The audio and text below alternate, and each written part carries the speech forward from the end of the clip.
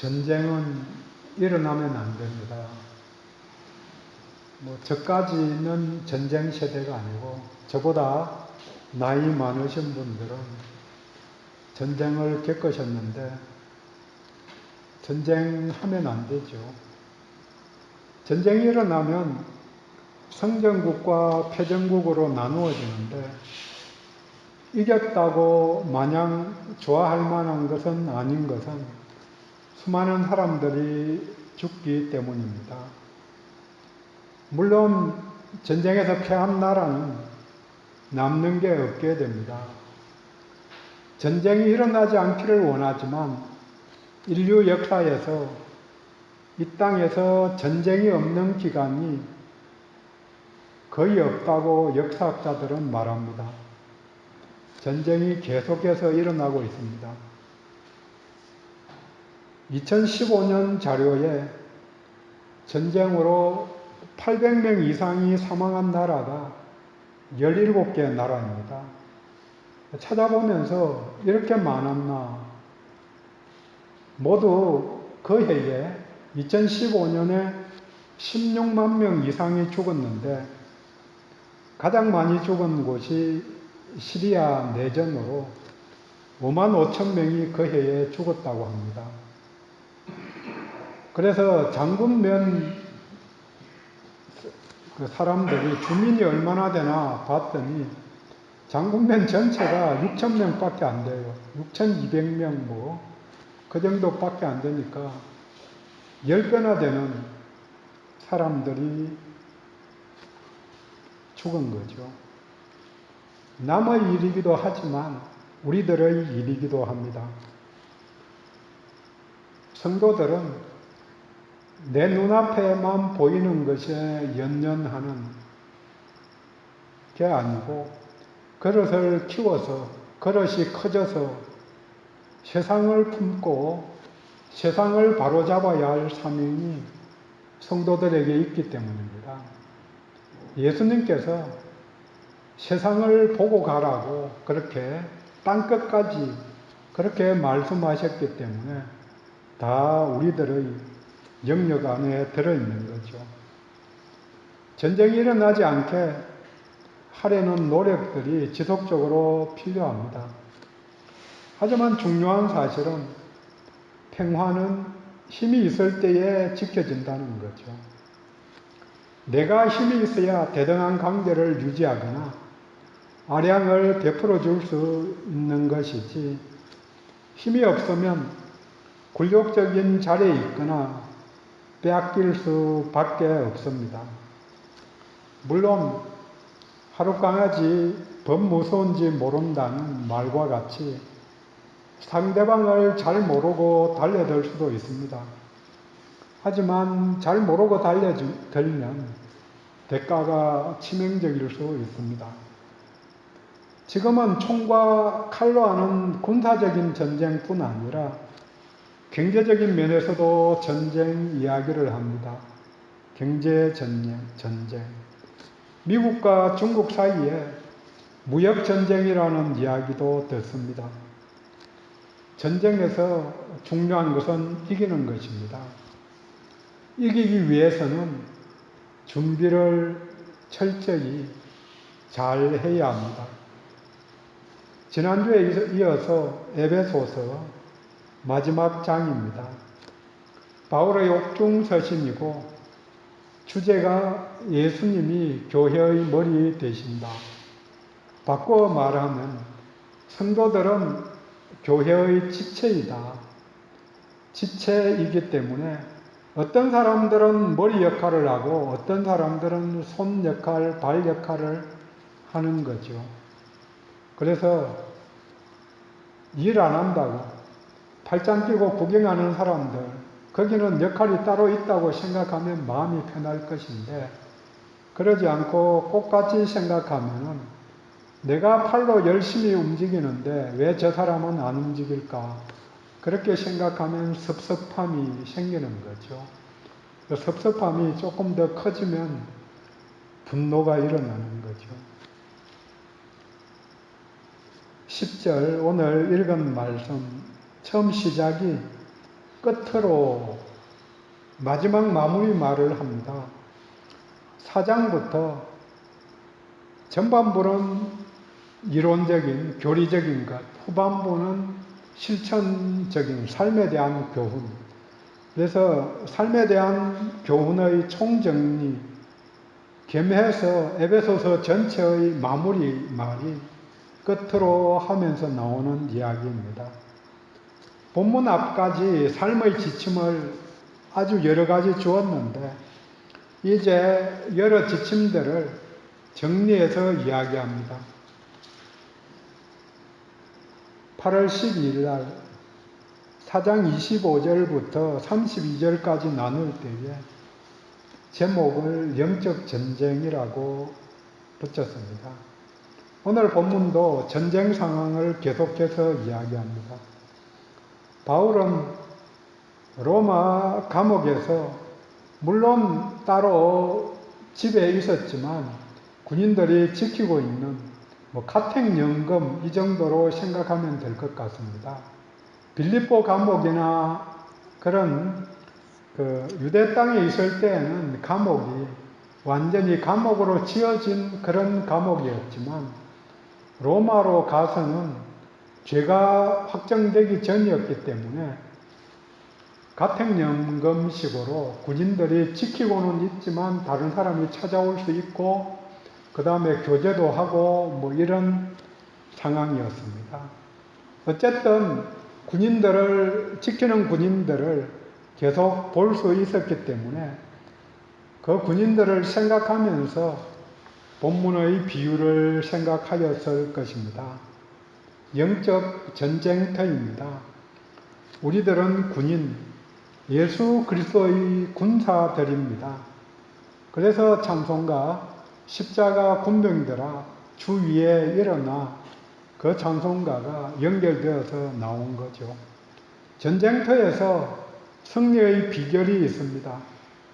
그래서 손자병법, 오자병법, 그렇게 병법들이 있는 거죠. 왜 있는가? 이길 수 있는 길이 있다. 전쟁에서 이길 수 있는 길이 있는데 그것들을 다 찾아보다가 도저히 안 되면은 도망이라도 가라. 그렇게 이야기하는 거죠.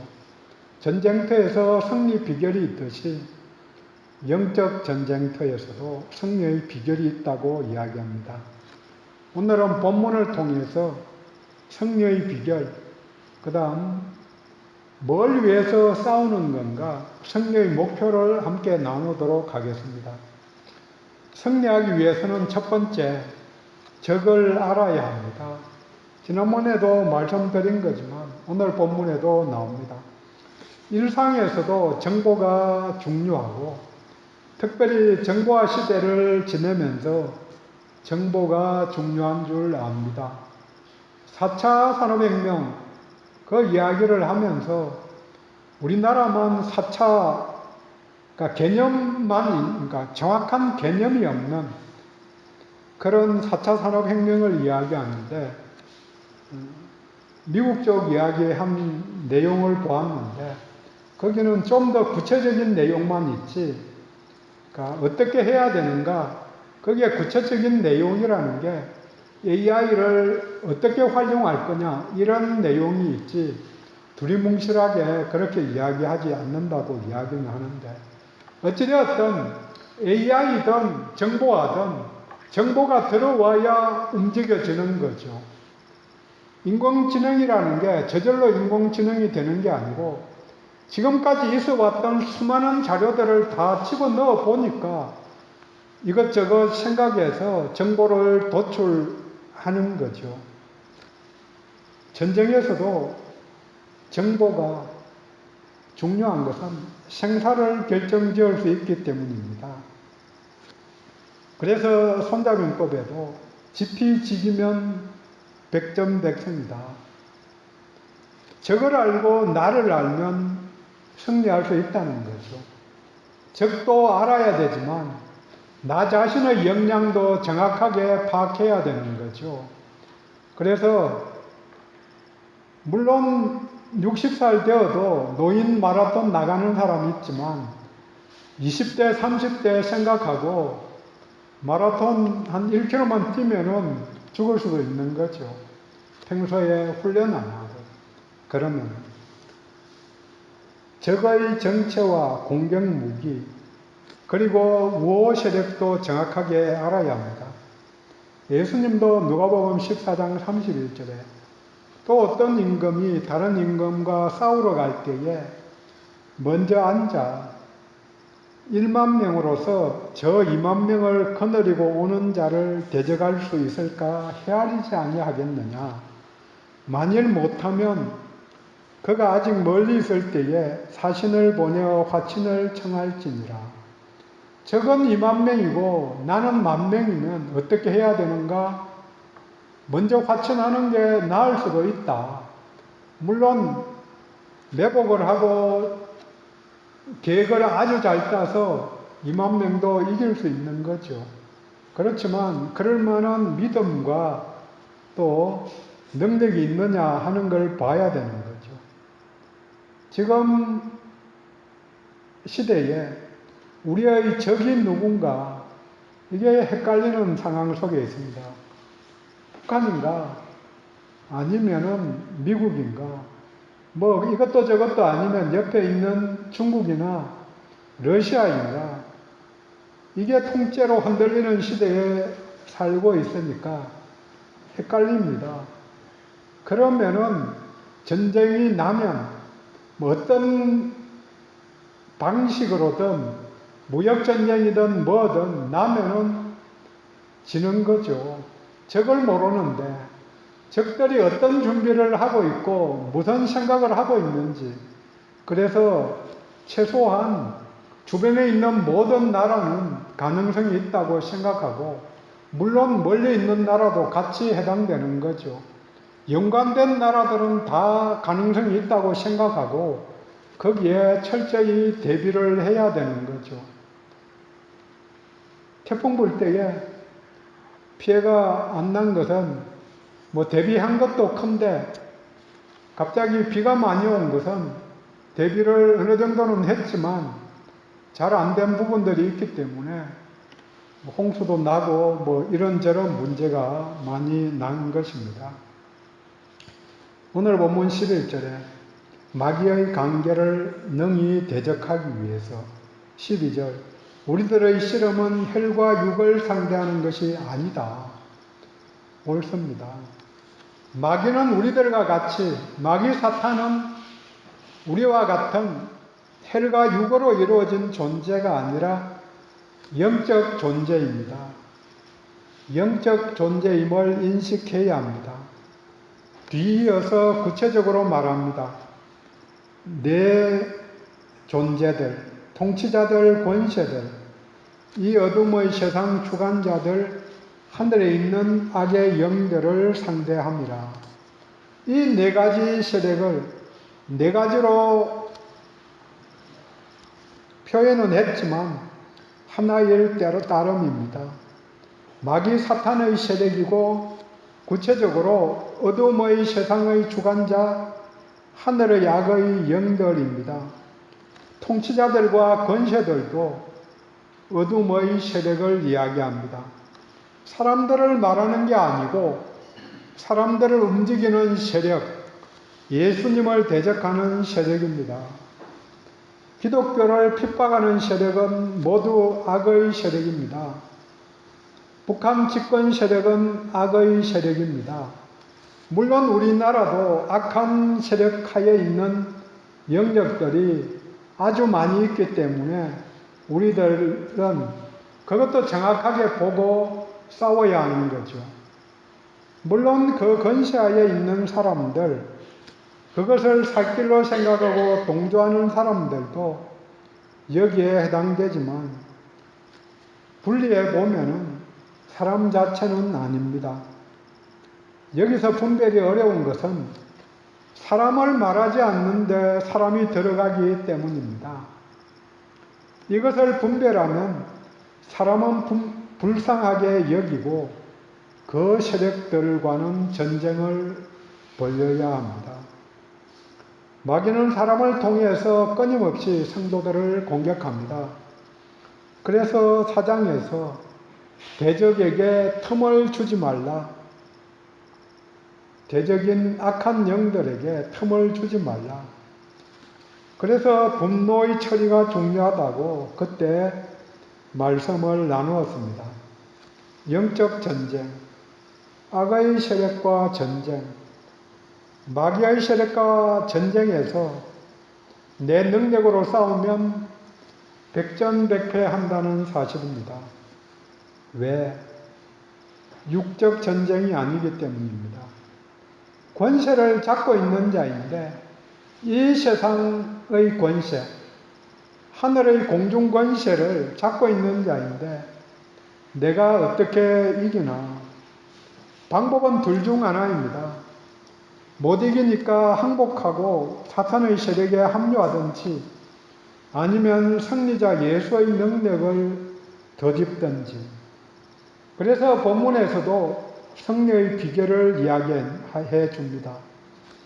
승리하기 위해서는 두 번째, 완전 무장을 하라고 말합니다. 11절, 하나님의 전신갑주를 입으라. 13절, 하나님의 전신갑주를 취하라. 주어진 무기를 잘 활용해야 합니다. 물론 전쟁에서는 목표가 있습니다.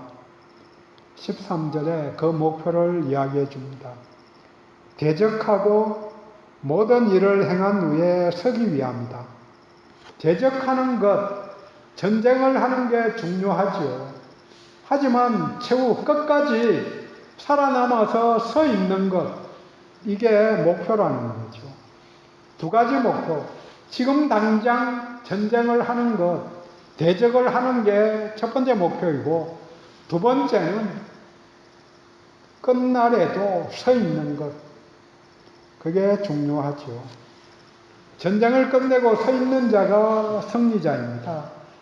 시체는 모두 누워 있습니다. 끝까지 서 있는 자가 이긴 자입니다. 서 있는 자가 되기 위해서 14절에 서서 다음에 완전 무장에 해당되는 장비 6가지를 말해 줍니다. 허리띠,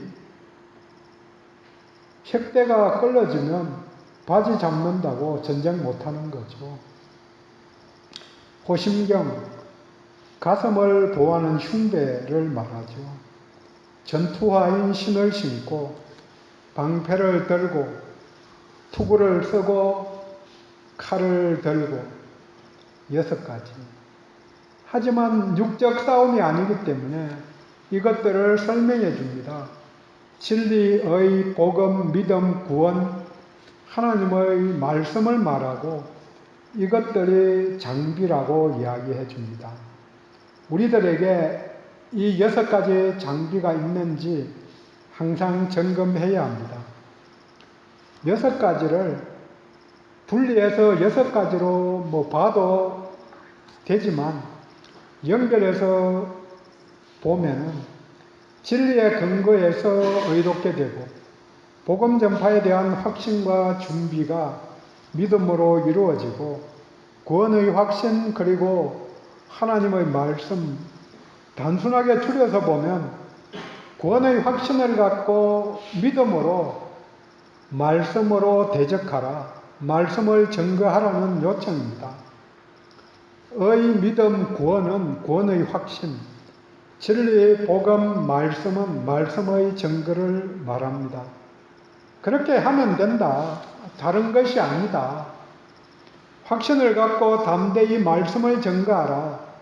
말씀이 우리를 지키고 살린다. 하나님의 말씀이 우리들을 지켜줍니다. 일상에서 무기가 승리를 보장해주지 못함을 봅니다. 능력이 문제가 아니라 끝에 가면 신실함이 문제입니다. 무기를 가졌다고 이기는 게 아니라는 거죠. 무장을 한 자들은 먼저 훈련을 하고 정신무장을 해야 합니다. 승리하기 위해서 세 번째, 정신무장을 하라고 요청합니다. 10절 너희가 주 안에서와 그 힘의 능력으로 강건하여 지고, 강건하라는 게 아니고 강건함을 받으라는 수동태입니다. 능력을 받으라는 명령입니다.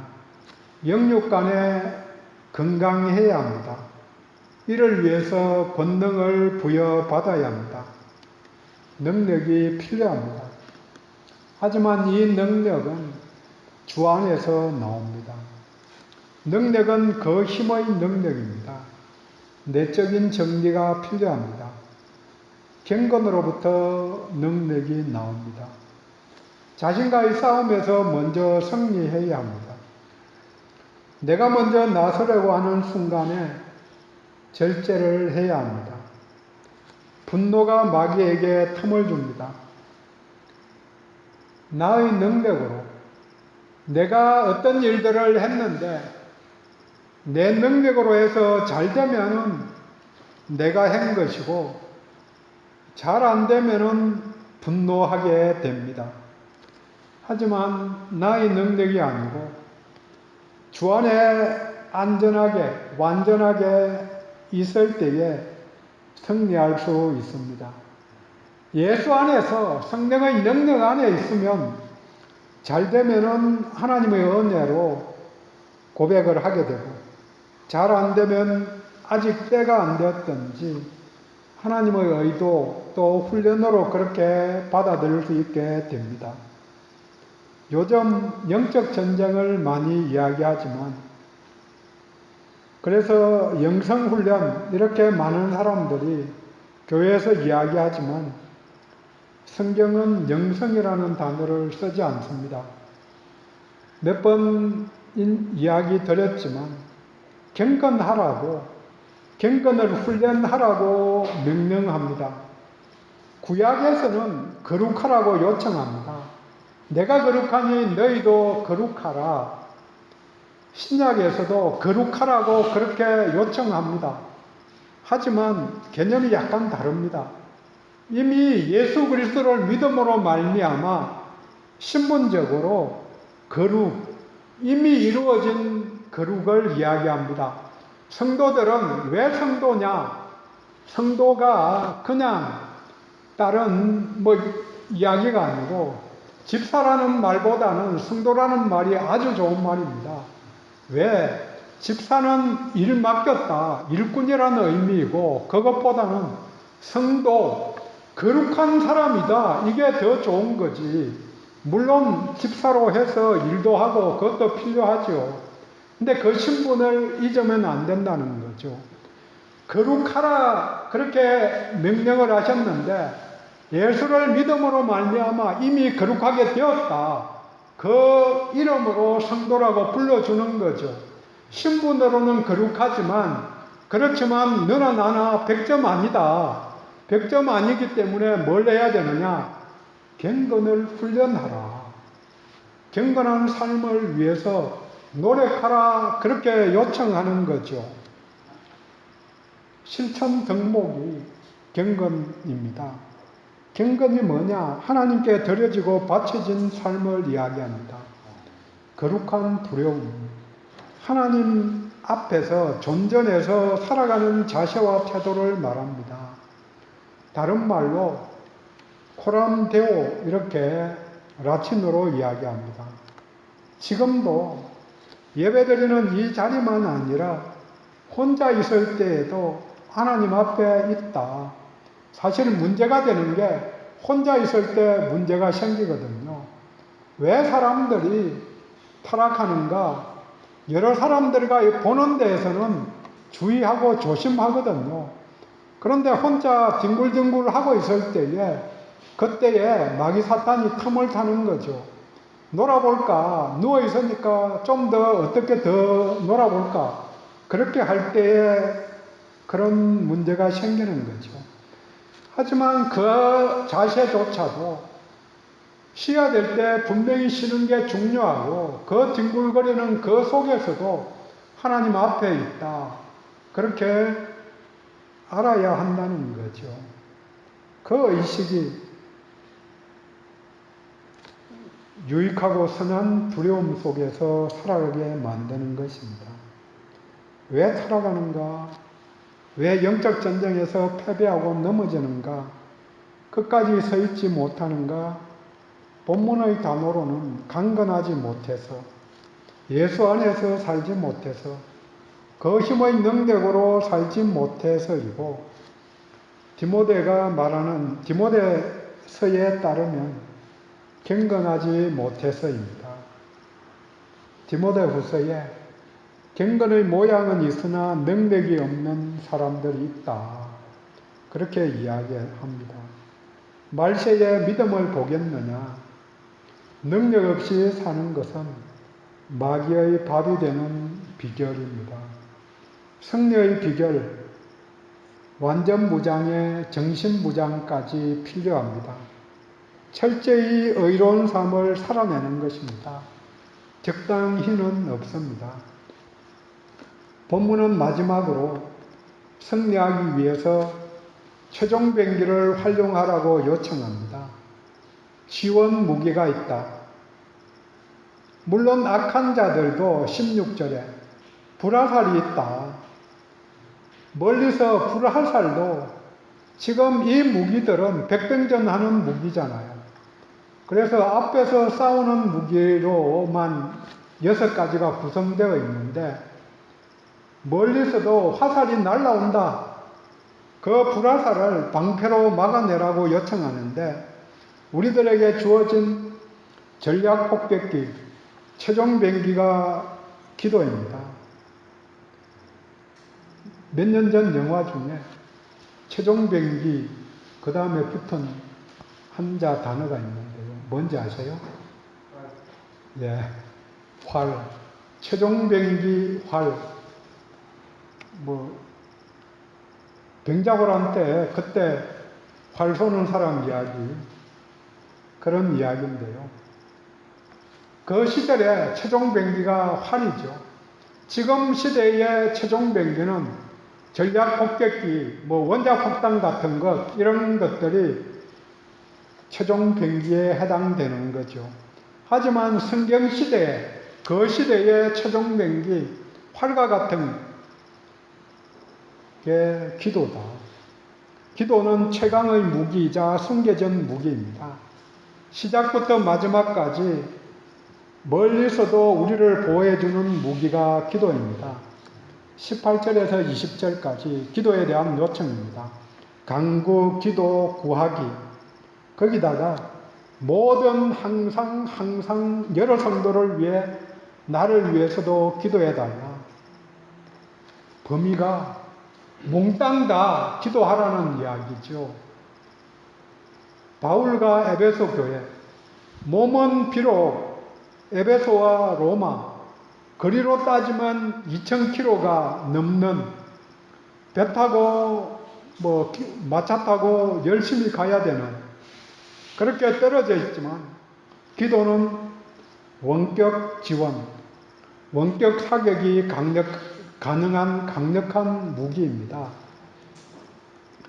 지난주에 미국 보스턴에서 왔다가 간 목사님의 간증입니다.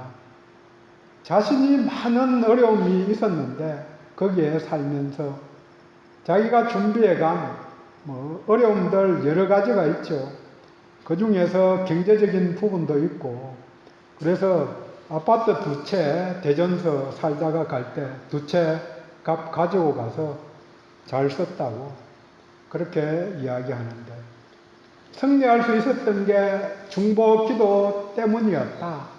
그걸 나와 보니까, 동력자들을 만나 보니까 알 수 있었다는 거죠. 선교사들은 다 간증합니다. 중보 기도가 그때 그 시점에 나를 지켜주었다. 그렇게 고백합니다. 끝까지 서 있으려면, 전쟁이 끝나고도 서 있으려면 평소에 무릎을 꿇어야 합니다. 납작 엎드려야 합니다.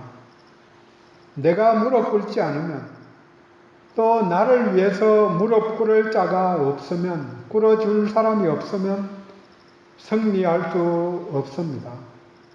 믿음의 가정에서 사는 자들은 이것이 가장 큰 감사 제목이 되어야 합니다. 날 위해 기도해주는 지원군이 있다. 혼자가 아니다.